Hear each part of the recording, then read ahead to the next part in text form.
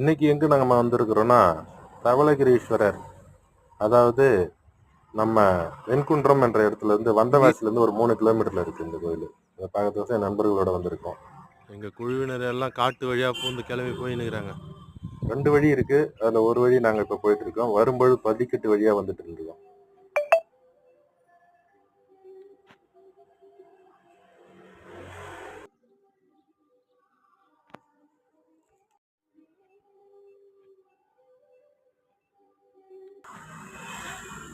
மழை பெஞ்சிருக்கனால இப்போ பச்சை பசேர்னு மழை நல்லா அழகா இருக்குது. நீங்கள் போகும்போது இந்த மழை நாட்களில் பார்த்துப்பாங்க. அதான் ஏறணும், அதான் ஏறணும்.